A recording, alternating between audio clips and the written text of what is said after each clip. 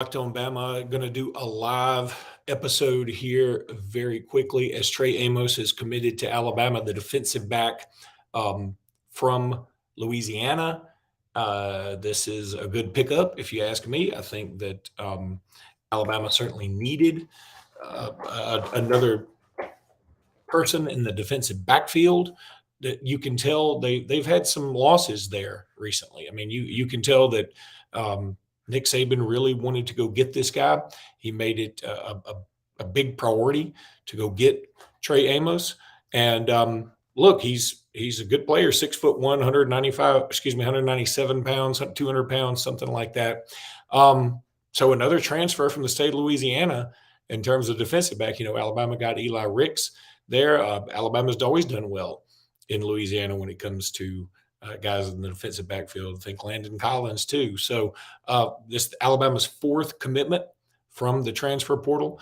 Last year, he started 10 of the 11 games.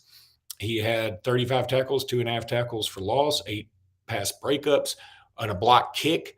Only one interception, which sticks out a little bit when you start talking about defensive backs, obviously.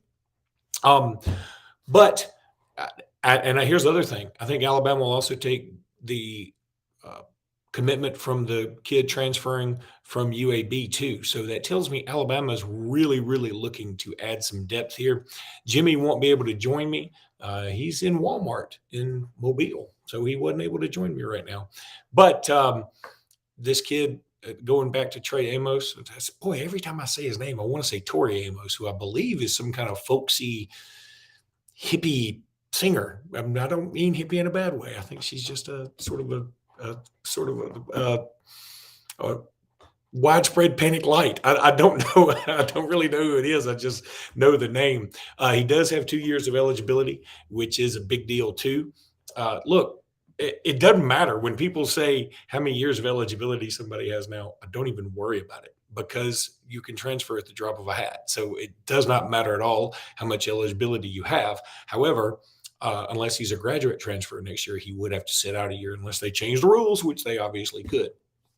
I think that he will contend for a starting spot. I certainly wouldn't count on it, but I believe we will see him on the field a lot, meaning Trey Amos. And Alabama's defensive backfield, I think, is one of the strong suits. But you think about this.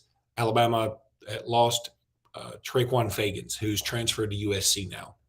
Obviously, and again, not completely related, no pun intended, but his brother Anquan Fagans is also committed to USC. Now he's going to be a senior in 2 years. So, I mean, there's plenty of time to change his mind, but he's a 5-star kid for the 2025 class.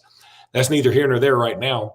Alabama's also lost Dracoez Robinson, who's committed to Colorado out of the transfer portal. So Alabama has lost some people in the backfield, not to mention that they've also lost Tony Mitchell, probably. Now, Jimmy and I have been talking about this on the podcast. We don't know what's going to go on with Tony Mitchell. Nobody knows yet. And I think it'd be best for Alabama to just let all the facts come in about this before they decide what punishment to dole out. There will be some kind of punishment. Will he never be able to play for Alabama? Will he be suspended for a game, 2 games, the entire season, whatever? But there's a good chance Alabama won't have Tony Mitchell in this on the team next year, or at least as an option on the roster. So you need some more people in the defensive backfield. I mean, look, you got some great players coming in. There's no doubt about it. You got Kool-Aid McKinstry back there already. You got Terrion Arnold back there already. You got Earl Little back there already. That's awesome. That's great. Caleb Downs back there already. Love Caleb Downs. We talk about him all the time on the podcast. I think he's probably my favorite signee of this class. But man, it's the SEC, and guys are going to get beat up. They're going to get nicked up. We see it every single year. So you need some guys with experience to come in. And I know that Alabama's signing class historically is one of the best ever on paper, but you can't just always rely on freshmen to come in and be 100% ready. Not every single 5-star is going to end up being Julio Jones. We've seen that all too often. So want to go back to Alabama still does want the kid from UAB. There's no doubt in my mind about that. I think they would take him. I think they're still hotly pursuing him. I'm Uh, I'm not as fired up about him as I would be about this Trey Amos kid. Amos had like some serious other offers, like big time, like Oklahoma, I think Michigan. He had some big time offers. He could have gone a lot of places. Key from UAB is I think he's desired by some teams, but the list probably isn't quite as long, and it probably isn't as prolific. But Alabama would take him again. It's hard to be super choosy right now in the transfer portal, I believe. So in the end, I think this is a good pickup for Alabama. I'd love to know what everybody thinks out there. Jimmy and I will certainly be covering this a lot more on the podcast tomorrow. I'm sorry Jimmy couldn't be here with me. He's much more intimate with this situation than I was, but I was able to talk to him a little bit before I came on and find out what I could find out. I think it's good to be getting all these things handled. Look, the transfer portal, man, it is crazy. Every single day, it feels like there's some news out of there. I mean, look, Auburn got another offensive lineman out of the transfer portal.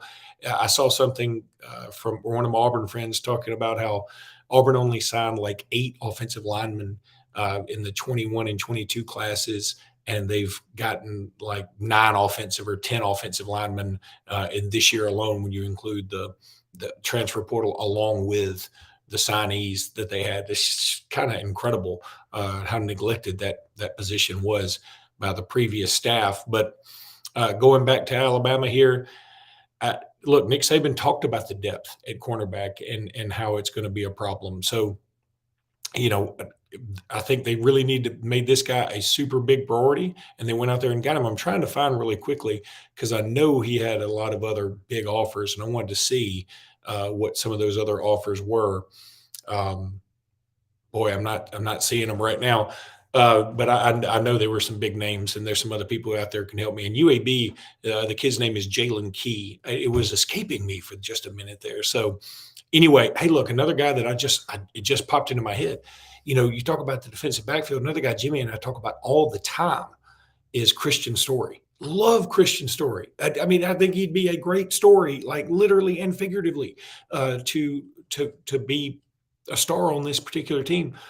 But a lot of these names that we're throwing out there, like Earl Little, like Christian Story, like Terrion Arnold, they have not proven themselves yet. We all believe in Caleb Downs. We all think Caleb Downs is going to be a fantastic player, but he is a true freshman. And though he looked awesome in A-Day, he looks awesome in pads. We don't know what's going to happen when the lights come on against Texas, against LSU, against Tennessee. I mean, those are big deals. So it's going to be good to have somebody who's played in college football for a few years, no matter that it's a smaller school, a smaller program, and certainly hasn't been under the scrutiny that he will be under at the University of Alabama. I mean, look, the moment he steps on the field in that first game for Alabama, it's going to be unlike anything he has faced while he's been playing for the Raging Cajuns. There's no doubt about that.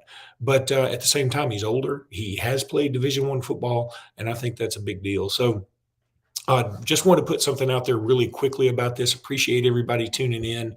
Jimmy and I will talk about this tomorrow at some point on the podcast. Ironically, I'm going to Athens, Georgia for work tomorrow. So everybody pray for me. And appreciate you guys so much. And please keep subscribing and tuning in to Locked On Bama. You guys mean a lot to us, and it's been a lot of fun on this journey. So we will talk to you guys again soon.